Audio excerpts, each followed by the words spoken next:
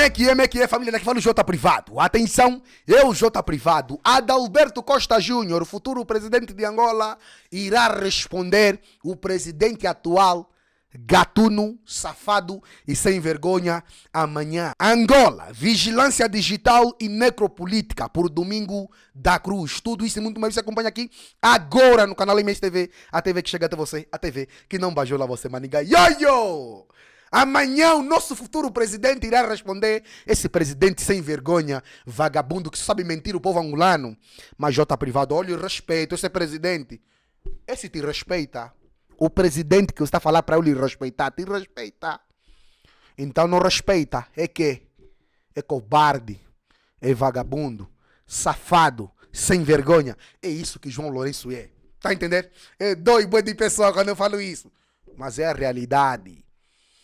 Político, governante que não respeita o povo angolano, é isso que ele é. Mas J Privado, vou se desinscrever no teu canal porque você ofende muito. Mano, nunca te chamei para você vir aqui. Não gostas? Ire. Tá entendendo? Aqui é assim, sem papas na língua. Governante safado que não respeita o povo angolano, que não respeita o povo, que maltrata o povo, que trata o povo como se fosse estrangeiro na sua própria terra, não merece o nosso respeito. Não merece. O estúdio tá ficando cheio de cuspe. Não merece respeito. Quando eles passam no teu lado, não olha para o rosto dele, ou olha para o rosto dele e fala assim. É isso que ele é. Tá entendendo? É basicamente isso, ok? Antes de entrarmos na matéria, quero pedir já para você, para essa porcaria toda acabar, eu te peço, vá adquirir o seu registro eleitoral. Vá atualizar o seu registro eleitoral, porque só assim conseguiremos votar na alternância. Só assim conseguiremos votar em Adalberto Costa Júnior para presidente e Abel Chivucuvuco para vice-presidente. Mas J Privado, por quê? Porque eles são os únicos que nós conhecemos, ou confiamos. São os nomes que nós conhecemos. É o presidente e o vice-presidente que nós queremos para governar esse país. João Lourenço acabou de reagir com ira. Ei, João Lourenço, que se espare, meu irmão. Catanguês. Vem falar que é da Canata. Aonde na Canata? Qual a rua? Sei mesmo. Só a pensar que nós somos burros. Não somos burros, nós. Tá entendendo? Vão gostar. Ok? Vocês querem contato com J Privado? É só ir na descrição do vídeo. Tem lá o primeiro link na descrição do meu Instagram. Vocês querem anunciar, denunciar, fechar parceria com o nosso canal, é só vocês irem na descrição do vídeo também. Tem lá os contatos para isso e tem lá um link para doação.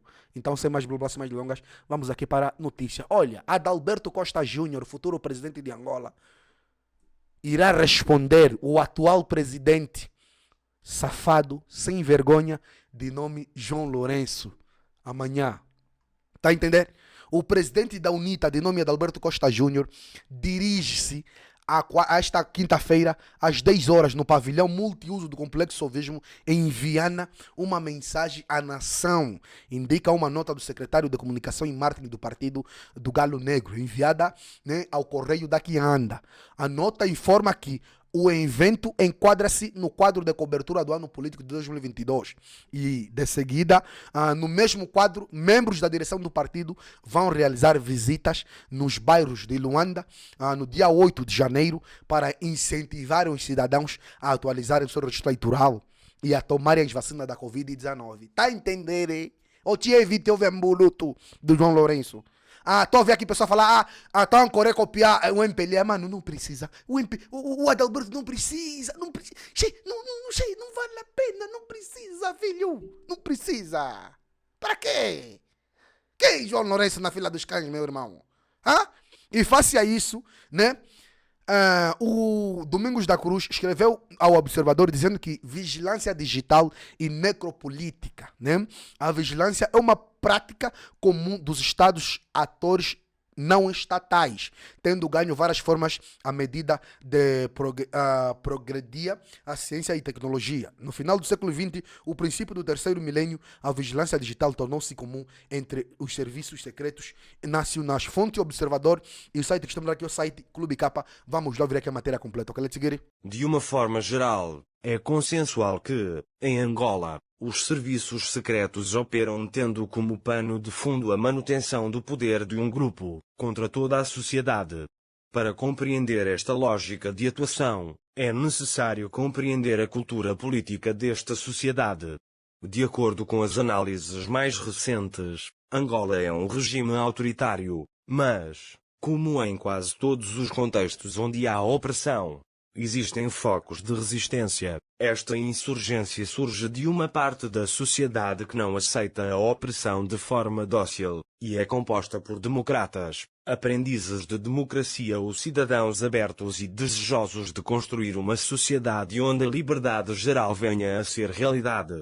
Estes que agem numa lógica democrática são o alvo preferencial do regime autoritário competitivo, embora outros grupos residuais sejam igualmente alvo quando certos interesses pessoais, ou de facção, estão sob ameaça no interior do regime. Gama, 2020. Neste caso, os serviços secretos ganham uma microfunção, deixando de servir temporariamente o grupo para servir interesses de indivíduos, como veremos adiante. Quando se levantam vozes contra a vigilância que visa a manutenção do poder, outras vozes dizem ser aceitável a vigilância por parte dos serviços secretos angolanos, pois qualquer governo faz isso. É verdade, outros também têm serviços de vigilância. Contudo, o que é questionável e inaceitável, não é a vigilância em si, mas sim quando a vigilância visa grupos específicos em conta das suas convicções políticas, filosóficas, religiosas e étnicas. Para o caso de Angola, os alvos preferenciais da vigilância são aqueles que reclamam uma sociedade aberta, aqueles que militam em partidos opostos ao que governa. Os serviços secretos devem servir os interesses nacionais. Um cidadão de um país só pode ser alvo de vigilância se estiver a conspirar contra o seu próprio país. Ou seja, somente criminosos investigados e sob ordem judicial podem ser alvo de vigilância. No caso de Angola, os três ramos dos serviços secretos, o Serviço de Inteligência e de Segurança do Estado, SINSE, Serviço de Inteligência Externa, SI, e o Serviço de Inteligência e Segurança Militar, SISMA, são a extensão e prolongamento do partido que capturou o Estado. Em suma, estas instituições estão contra os cidadãos com vista a garantir a continuidade do mesmo grupo no centro da vida política nacional. Quanto à manutenção do poder, é igualmente compreensivo dentro de um jogo político onde se cumprem as regras civilizatórias. É razoável desejar o poder, quando se exerce o poder com ética, quando os detentores do poder fazem dele uma ferramenta para a promoção do bem comum. Mais importante ainda, a manutenção do poder somente tem sentido, desde que seja resultante da vontade coletiva dos cidadãos mediante eleições livres, justas e transparentes. Gama lembra-nos que, em sociedades abertas por este mundo fora e nas quais os serviços secretos estão ao serviço dos cidadãos, essencialmente, eles visam assessorar o Presidente da República, ou Primeiro-Ministro, em termos de informação estratégica, informação de caráter militar, de caráter econômico, para poder ter elementos para dirigir o país. Direito da vigilância como reafirmação do poder gangster em 2020, por iniciativa do governo, foi aprovada uma nova lei pela Assembleia Nacional, a Lei da Identificação ou Localização Celular e da Vigilância Eletrónica. Esta lei permite, essencialmente, que as autoridades policiais e o Ministério Público interceptem e rastreiem as comunicações dos cidadãos. Antes de analisar esta lei, é importante compreender alguns precedentes históricos. Toda a lei nasce de um contexto histórico, econômico, político, social, religioso e cultural. Isso significa que esta atmosfera tem influência sobre as leis construídas por determinada sociedade e Angola é uma sociedade que terá sido vítima da colonização. Está provado que nas sociedades cuja história está manchada pela violência, entre os oprimidos, existem aqueles com a pretensão de se livrarem do opressor e construir a liberdade coletiva e do lado oposto, estão aqueles que interiorizam o opressor, o amam e se identificam com ele. Para estes, a sua luta visa substituir o opressor, para se tornar o novo senhor perante os antigos escravos com os quais partilharam a mesma experiência de dor, diria Paulo Freire. A compreensão desta verdade, inteligível, contribui para perceber o caminho seguido pelas autoridades angolanas depois do alcance da independência física, libertação do território, mas mantendo a colonialidade psicológica na forma como tratam os seus semelhantes. Por isso, o novo regime endocolonial adotou as mesmas práticas de vigilância, à semelhança do que fazia a Polícia Internacional e de Defesa do Estado, PIDE.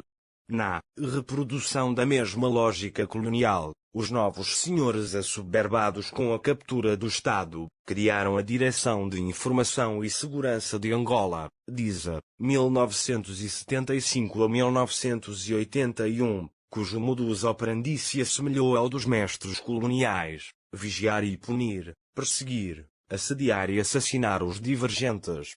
As suas ações foram tão sangrentas que se estima terem sido assassinadas mais de 400.000 pessoas no famoso 27 de maio de 1977. O Ministério da Segurança do Estado, MINSE, entre 1981 e 1992, foi a instituição que tomou o lugar da DISA e seguiu o mesmo padrão de atuação. Antes da sua institucionalização e atuação efetiva, houve um período de transição da DISA para o Ministério da Segurança do Estado de 1979 a 1981. Nos anos subsequentes, manteve-se a mesma lógica, ocorrendo apenas reformas nominalistas e cosméticas. Entre 1991 a 1992, com o advento do multipartidarismo sem democracia, multipartidarismo forçado, reformaram a estrutura interna dos serviços secretos cuja cultura e lógica de atuação não mudou. Seguiram-se outras mudanças para não mudar, continuaram a vigiar, perseguir e assassinar os seus alvos preferenciais, como ilustram alguns casos: Alberto Chakuzanga, 2010. Nefulupingan Landu Vitor, 2004, Simão Roberto, 1997, Ricardo de Melo, 1995. Todos eles foram vigiados e mortos por tentarem exercer o direito de comunicar. Cruz, 2010. Desde o alcance da independência do território, sem a independência psicoespiritual, as comunicações entre os cidadãos angolanos sempre estiveram sob vigilância. Vigilância em massa, uma violência que era do conhecimento dos angolanos. As cartas enviadas por correio eram verificadas, e o mesmo sucedia com os telefonemas, vigiadas pelos serviços de correios, em parceria com a Angola Telecom e os serviços de investigação criminal e os serviços secretos. Todo este abuso e demonstração de poder era feito sem qualquer base legal. Era arbitrário e indiscriminado.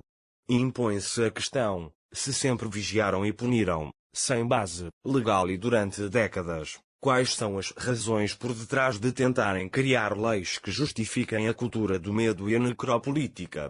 Face a um contexto de pressão da sociedade civil, que existe que os detentores de cargos públicos atuem com base no império da lei, o grupo hegemónico viu-se forçado a alicerçar a sua ação criminosa no direito penal do inimigo. Segundo uma visão benigna e ingênua do direito e das instituições que o concretizam, este visa arbitrar conflitos, garantir a cada ser humano o que lhe é devido e fazer justiça. William 2020. Ao contrário desta perspectiva, temos a concessão, teoria crítica sobre o direito, que entende o direito como um instrumento de poder, Okin Yeltsin, 2020. O direito seria um instrumento ao serviço dos poderosos, a fim de oprimir os mais fracos, e manter vantagens no campo político, econômico, cultural, religioso, entre outros. As evidências históricas sobre o papel do direito como ferramenta para amordaçamento dos mais fracos são exaustivas. Passam pelo direito da família, com ênfase para a relação entre os cônjuges, A colonização é um argumento irrefutável sobre o direito ao serviço daqueles que estão do lado forte na relação de poder. Sobre este quesito, basta lembrar que foi o direito e as instituições que o aplicam que transformaram os seres humanos em mercadoria vendáveis, aprovaram o apartheid e as leis separatistas nos EUA, as leis ocidentais sobre a imigração no mundo contemporâneo. Tudo isto fundamenta com eloquência o papel e o fim do direito. Posto isto, este grupo que capturou as instituições angolanas não poderia fazer leis que viabilizassem o respeito pelos cidadãos, com destaque para o direito de não ser alvo de vigilância digital ou outra. Por isso, em 2015, o então Ministro do Interior e Diretor dos Serviços de Inteligência e Segurança do Estado, SINSE, Sebastião Martins, terá apresentado uma proposta de lei que visava interceptar, localizar e gravar as chamadas telefónicas, Gama 2020. Este projeto não se concretizou. É preciso lembrar que a prática de vigilância digital nunca careceu de uma base legal, sempre aconteceu e é comum, como diria Rui Verde, 2021, no seu trabalho Vigilância Digital na Angola Contemporânea. Tendo como base a Constituição de 2010, esta proposta foi mais uma tentativa de violação da Carta Magna, mediante uma lei infraconstitucional que daria estatuto legal a uma prática que expressa as continuidades coloniais. Formalmente, a Constituição da República de Angola é perfeita no que diz respeito à proteção do direito à privacidade, uma vez que o artigo 34º estabelece com clareza e eloquência que, a confidencialidade das correspondências e comunicações mediante qualquer meio não podem ser alvo de vigilância de nenhum tipo, e, se for necessário, somente, mediante autorização judicial. Neste sentido, não há espaço para dúvidas. Toda a comunicação privada significa, oral ou escrita, por carta, via telefone ou computador, são sacrossantas. Por isso, somente uma ordem judicial pode permitir a interseção de tais comunicações. Verde 2021. Por sua vez, a Lei Constitucional de 1992 não tinha qualquer referência clara sobre a vigilância digital. Os artigos 36º e 44º, combinados, proibiam que outras formas de comunicação fossem objeto de vigilância, mas fez silêncio sobre o digital. Ainda assim, parece razoável que os cidadãos não fossem vítimas de espionagem por parte do governo por duas razões. Primeiro, uma interpretação extensiva era suficiente para cobrir o eletrónico, e uma vez que Angola é Estado-parte das Nações Unidas e da União Africana, e ratificou os instrumentos internacionais de direitos humanos, que proíbem a quebra de privacidade das comunicações, existem razões suficientes para que a dignidade humana e o império da lei fossem respeitados. Por outro lado, uma vez que o direito é também resultante da expressão das dinâmicas sociais, do estágio da ciência e tecnologia, das forças em disputa, uma hipótese que parece plausível para justificar o silêncio sobre a vigilância digital na Lei Constitucional de 1992 está relacionada com o facto de que a categoria eletrónica e o digital não estarem em voga ou serem sequer populares na altura. A proposta supra, do então diretor dos Serviços de Inteligência e Segurança do Estado, SINSE, Sebastião Martins, em termos jurídicos violaria também a lei sobre a proteção de dados pessoais que está em vigor desde 2011. Esta lei estabelece que os cidadãos cujos dados pessoais forem objeto de coleta por parte de uma instituição, por exemplo, empresas de telecomunicações, podem requerer o acesso aos dados, retificar, atualizar ou requerer a eliminação dessas informações pessoais das bases de dados. A violação desta lei traduz-se em multa para as empresas, no valor de $150.000. Sendo certo que Sebastião Martins desejou traduzir em lei o que já é comum, a interceptação e acesso aos telefones pressuporia a colaboração das empresas de telecomunicações, uma parceria já pré-existente, mas que neste caso ganharia estatuto legal. Se combinamos o que está estabelecido na Lei sobre Proteção de Dados Pessoais e a Carta Magna da República de Angola, especificamente ao Instituto do Habeas Data, previsto no artigo 69º, que nos garante o que a referida lei institui, uma vez que esta lei entrou em vigor em 2011, pode-se afirmar que parte do seu conteúdo constitui a reafirmação do habeas data que afirma em ipsis literis o seguinte: 1. Todos têm o direito de recorrer à providência de habeas data para assegurar o conhecimento das informações sobre si constantes de ficheiros, arquivos ou registros informáticos, d. ser informados sobre o fim a que se destinam, bem como de exigir a retificação ou atualização dos mesmos, nos termos da lei e salvaguardados o segredo de Estado e o segredo de justiça. 2. É proibido o registro e tratamento de dados relativos às convicções políticas, filosóficas ou ideológicas, à fé religiosa, à filiação partidária ou sindical, à origem étnica e à vida privada dos cidadãos com fins discriminatórios. 3. É igualmente proibido o acesso a dados pessoais de terceiros, bem como a transferência de dados pessoais de um ficheiro para outro pertencente a serviço ou instituição diversa, salvo nos casos estabelecidos por lei ou por decisão judicial. A vontade de poder de Martins ignorou também a Lei sobre as Empresas de Informação e Comunicação, de 2011, que protege a privacidade e a segurança no ciberespaço, entre outras disposições. A proposta de Martins poria ainda em causa o regulamento da Lei de Buscas e Apreensões, em vigor desde 2014. Esta lei estabelece com clareza, no seu postulado 17, que a vigilância eletrónica e a interceptação de qualquer outra forma de comunicação só pode acontecer através de uma ordem judicial. No quadro do aparato legal sobre a vigilância eletrónica e digital, esta Lei sobre Segurança do Estado, de 2002, é usada de forma arbitrária e abusiva para tudo e mais alguma coisa. Inclusive o exercício da liberdade de expressão e de imprensa é amordaçada ao abrigo desta lei. As normas que constituem a base ou correlativas à vigilância digital, em Angola, desde o fim da Guerra Civil é relativamente vasta. Em 2017, terá sido aprovada a Lei sobre Proteção de Redes e Sistemas de Informação, obrigando as empresas provedoras de serviços de telecomunicações a armazenar e localizar os dados e o tráfico de informação para fins de investigação, detenção e repressão de crimes. Quanto ao tempo e prazo para armazenamentos dos dados, de acordo ao artigo 23º, as operadoras de telecomunicações devem manter a informação nas suas bases de dados, pelo menos durante um ano.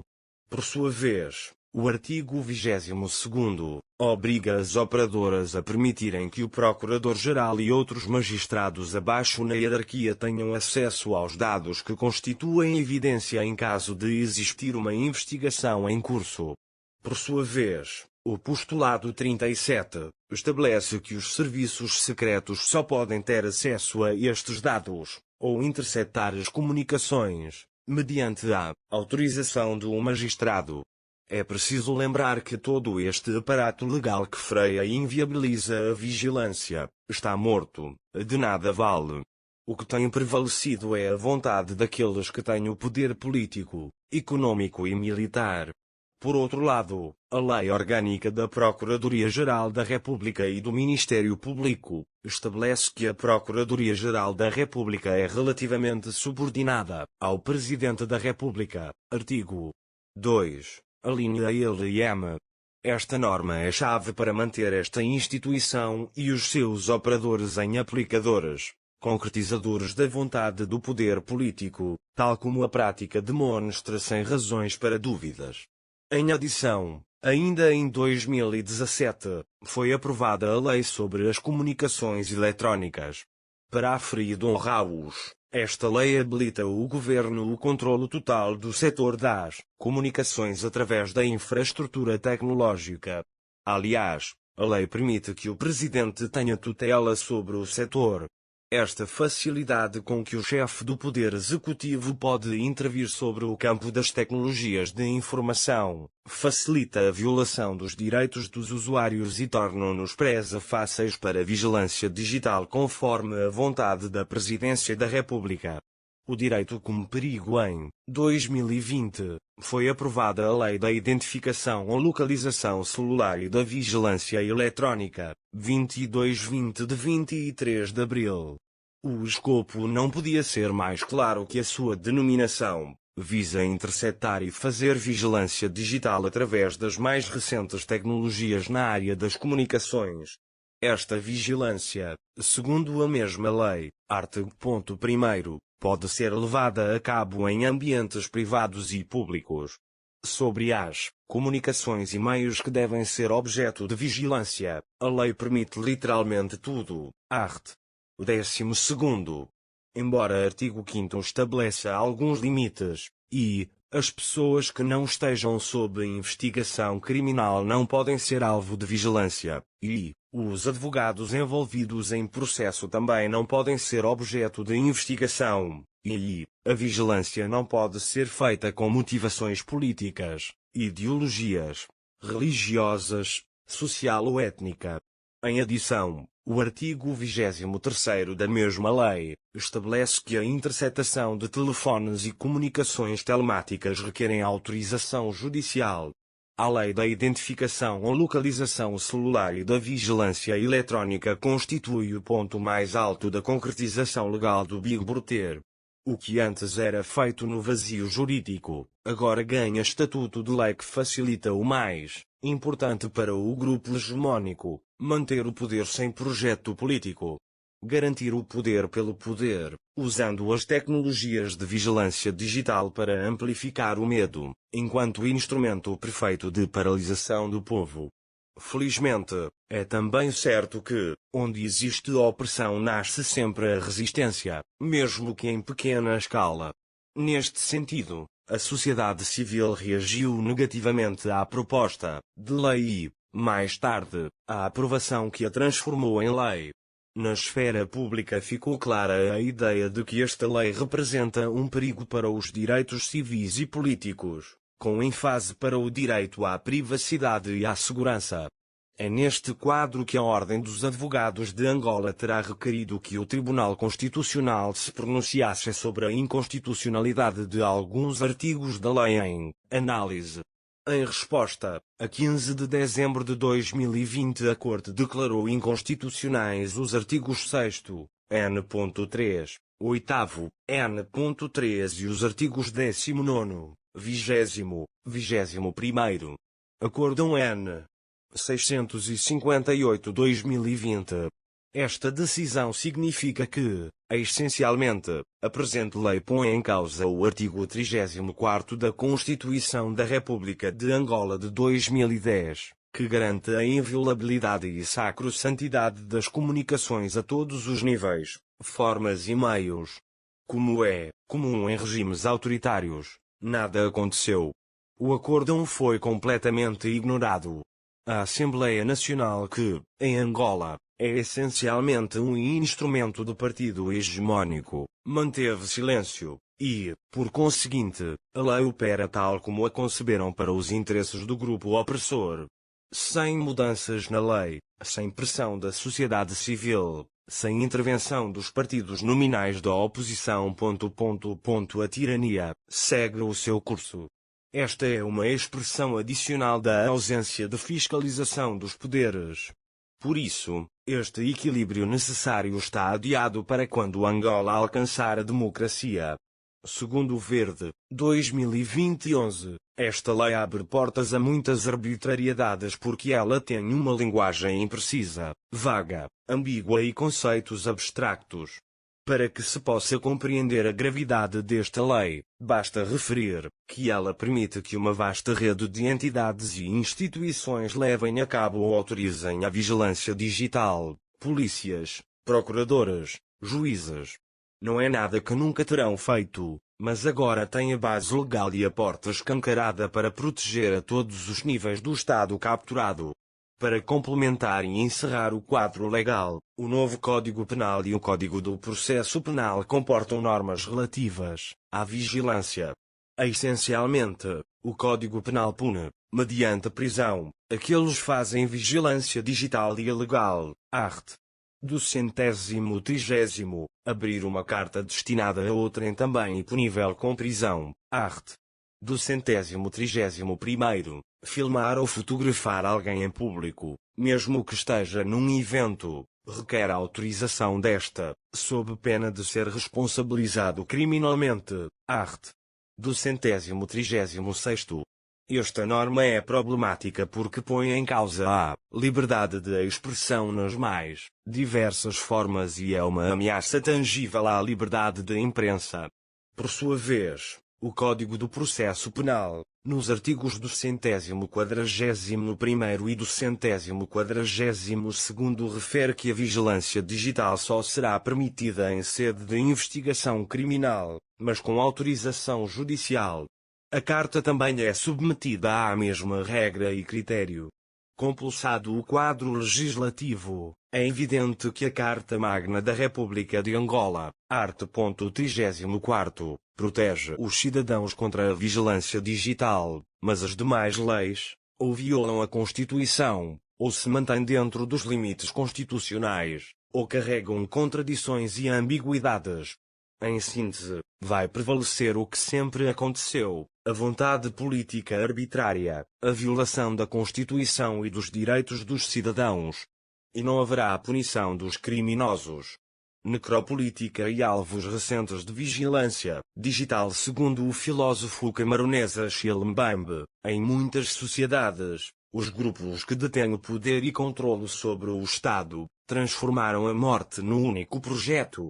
Ou seja, ao contrário da teoria crítica, que entendia a morte como efeito colateral de políticas securitárias para a proteção de outros interesses, para Mbembe, a morte é o único projeto que estes lumpenos, que atuam em nome do Estado, têm. Neste sentido, o único fim do Estado é decidir quem deve morrer e quem pode viver. Por isso, é intuitivo compreender porque o grupo que capturou Angola mata e mata tanto. Todos os anos, de forma direta e indireta. Nesta atmosfera necropolítica, o cadáver é um instrumento psicopolítico de bloqueio dos habitantes do lugar, de petrificação e capitalização política. A compreensão da necropolítica, enquanto a morte de pessoas como o único propósito daqueles que governam, pressupõe um breve recuo histórico sobre a vigilância em Angola.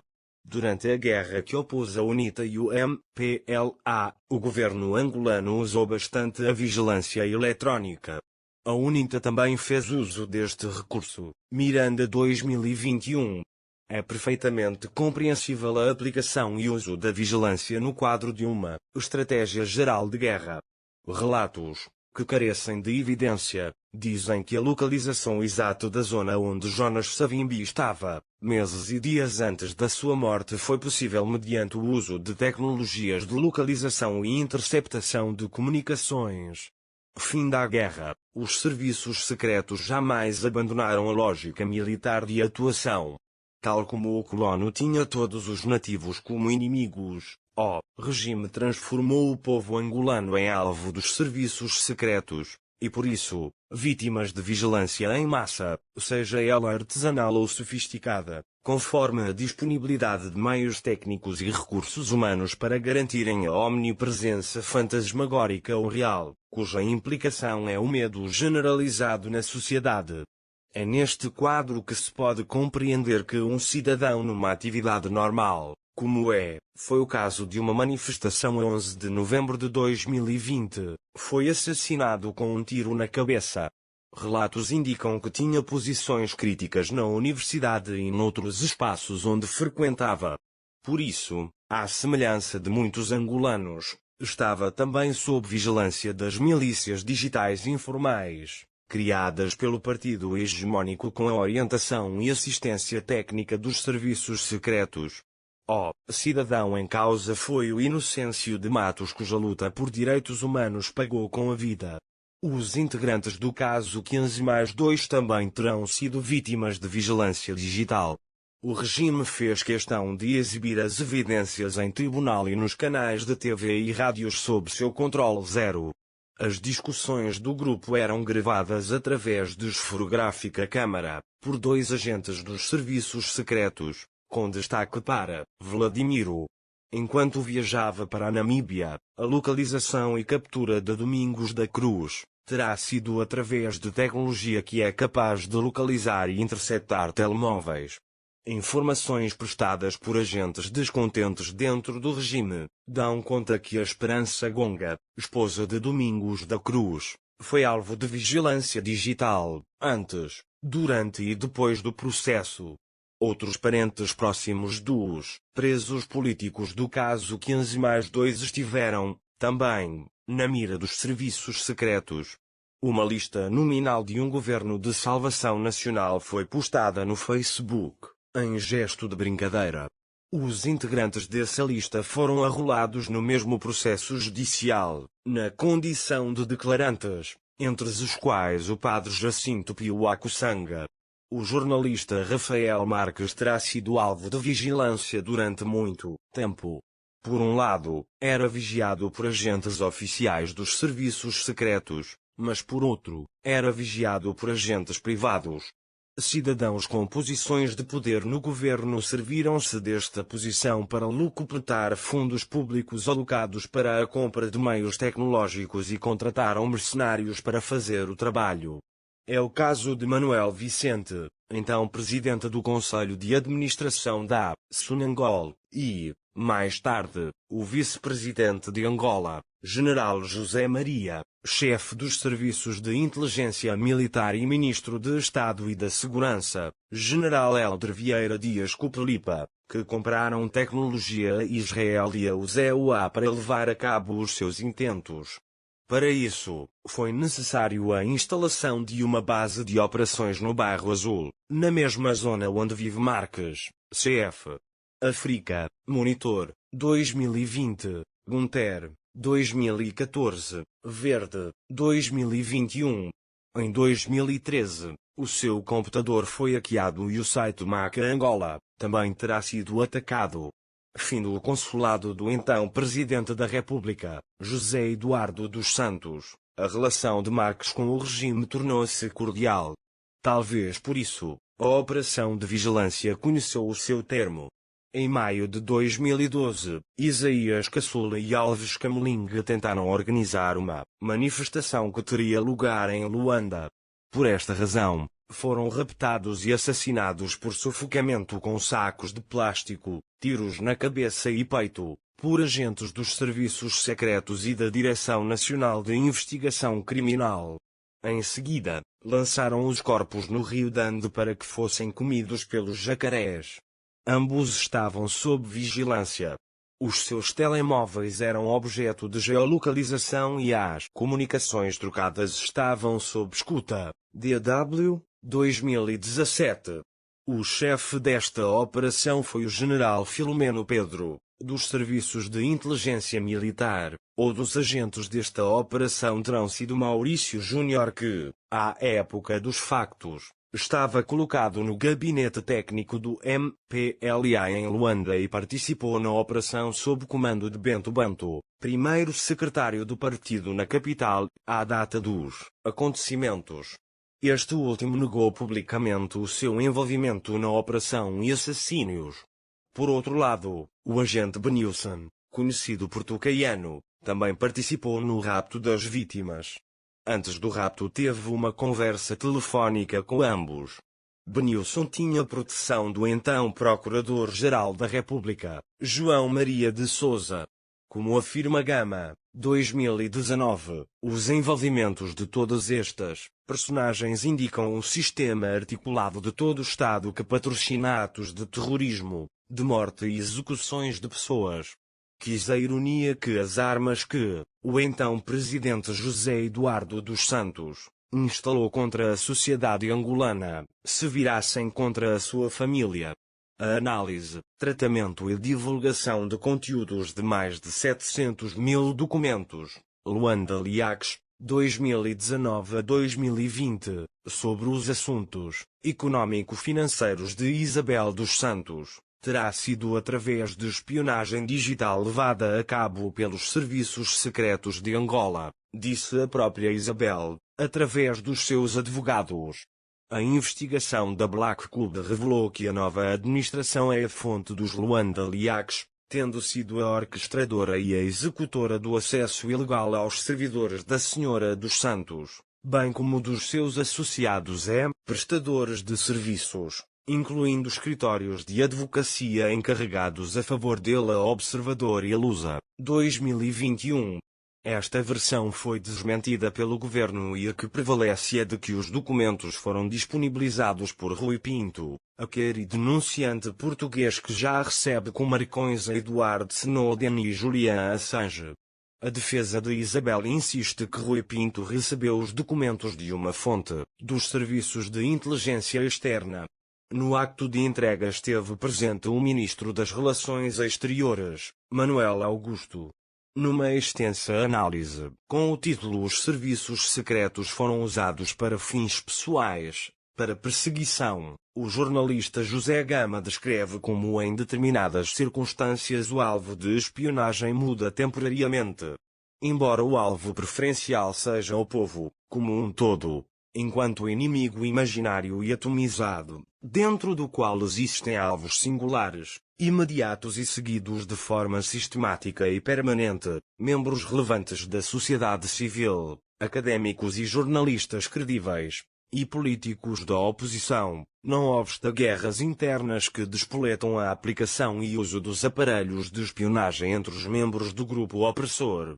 Tal sucedeu com a espionagem digital, feita e comandada por José Maria, então chefe dos serviços de inteligência militar em parceria com o general Eldra Vieira Dias Copalipa contra o chefe dos serviços de inteligência externa, general Garcia Miala.